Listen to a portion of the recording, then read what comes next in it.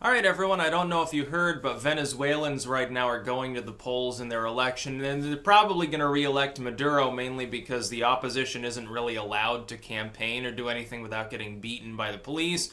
There's really no other option other than voting for the socialist or the socialist. And by the way, a lot of people don't appear to understand this. The opposition in Venezuela, Maduro will call them all they're like evil capitalists, they're far right, they're extremists or whatever, kind of like what maybe the DNC does here with anyone who's a populist or whatever. Like they can be center left and they'll get called a far righter. Trust me, at this point, I know libertarians get called that too. But the thing is, the opposition is just a little bit less socialist. They're like, yeah, maybe we need a little bit more of a free market. And by the way, mainly their problem is just Maduro is inept. It's not that they deviate really that far from the same economic platform.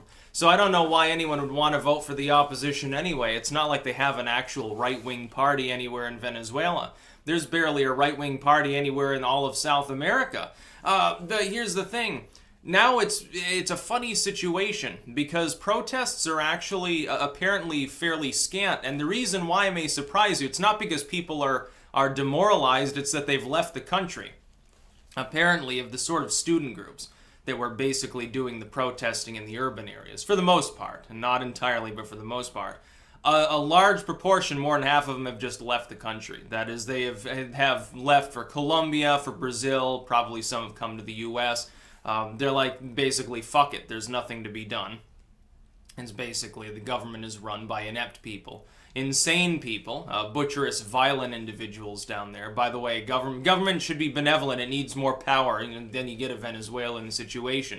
State-funded guerrillas will take you and drag you off and beat you in the trees, basically, if you step out of line. If you're pregnant or if you've got kids or if you're infirm, you have some health problem, you definitely don't want to stay in Venezuela unless you were part of the creme de la creme of Maduro's inner circle. Those individuals are at liberty for like at least halfway decent like medical care, and you get 2 meals a day instead of just one. And sometimes people are probably lucky to get 1 meal. You're looking at pictures of them, looking at their military. Even they look emaciated. And the military, they have basically a Juche-style system, like a North Korean-style militarization. So the military gets more food, more goods than the rest of the citizenry.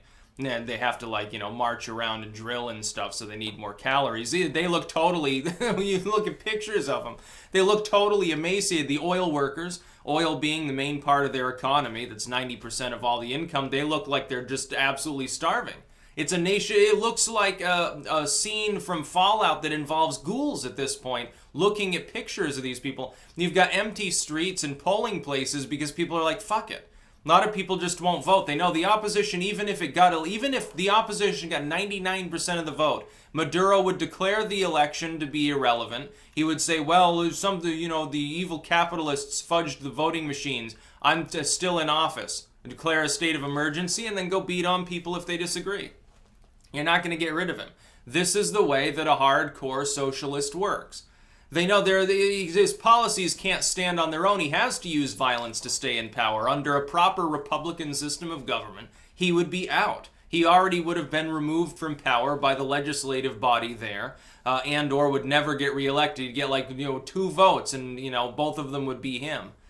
That's essentially how it would work in a proper system. Of course, in a socialist system with central planning, in a system where the Constitution is no longer seen as supreme at all and is basically ignored by everybody, yeah, you can get those problems. So, take heed in the rest of the Western world. We don't need to go down that route. Bernie Sanders, it's democratic socialism. Well, yeah, Venezuela's a democratic system. You can vote for Maduro, or you can vote for Maduro. They have elections.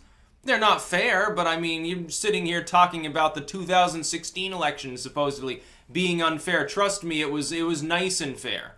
You even got to have your idiot candidate win the popular vote. Meanwhile, in Venezuela, you go to the voting place, some happy dude with a club is going to tell you who to vote for, essentially.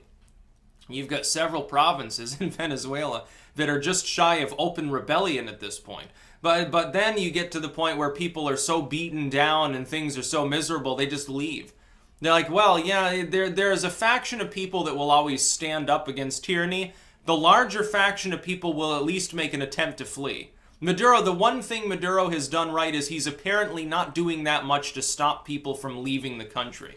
If he were to crack down on that, it would be a nightmare. Then a lot of his troops would end up dead at that point. I think people would have a general uprising. Then there'd be several million protesters, not a few thousand people, just sort of standing there holding signs and chanting in a weak, emaciated voice. Nicolas Maduro's nuts, and always, whenever I bring up Venezuela and the poverty and the protests and the police brutality and the ineptitude, the fact that central planning has never worked in the history of mankind, never will, the fact that socialism inevitably snowballs and destroys the economy, it has to be extremely constrained, and no one ever has the balls to do that, because people end up voting themselves more money, and then corrupt people try to create poverty in order to give more welfare out to centralize things further and cement their power. It's an inevitability. We're seeing that here in the United States. Anytime I talk about all these things in Venezuela, I have to remind people that even bad as Maduro may be, brutal as Maduro may be, it was ultimately Chavez's fault to create this. Chavez is the one that created, after his his so-called revolution, which is really just a bloody uprising. After his bloody uprising, he institutes a governance system, before dying, which is entirely based on oil sales. Really great at the time when oil prices were high. Oil prices, he thought, I guess, would be high forever. That's his fucking fault. It's not Maduro's fault. He wasn't given enough time to switch the economy over to make it something more than oil. So Maduro's in there, and he's going to stay in there until he is killed or until he dies of natural causes. Or he gets demented and he handpicks a successor, a kid of his brother, his cousin, or some military general whose wife he was boffing the whole time. That's essentially what's going to happen. Venezuelans should, if they know what's good for them, the military should rise up against Maduro and oust him themselves. The military should guarantee. This is sort of what they had in Egypt. You get a shitty government, it becomes illegitimate because it can't manage anything, it no longer represents any real core values of the country, it's trying to destroy your culture, brutality, and the economy starts collapsing. Military steps in, gets rid of the Muslim Brotherhood in Egypt, Obama's friends that manage the country almost into deep third world subdeveloped status. That's what the Venezuelan military should have done years ago, unfortunately. Because he's stacked the deck against that happening by loading the military down with generals that are very loyal to him, that he gives all sorts of gifts to, it's unlikely to ever happen. Nobody dares to sort of go against him, I guess. That's why all the protesters left. They're like, fuck the election. Maduro's going to win anyway. And he would. It wouldn't matter if they stayed and voted. Wouldn't matter if they stay in protest. He'll say, oh yeah, I got 80% of the vote. Whoa, what a wonderful guy I am. It's like when they were electing for positions earlier this year. I can't remember which positions. I think some judicial positions. Maduro's like, oh yeah, all of my guys won, basically. Imagine that. Maduro's people won. But then you look at the opposition, which is just socialism light. It's basically, the opposition is Bernie Sanders' kinder, gentler socialism. We're still inept. We still don't know how to manage money, but we'll kill less of the protesters. We'll sick police on fewer people. We'll have fewer instances where we fuck around with election results. It's basically what the opposition there represents at this point. I don't blame people in the least for leaving the country.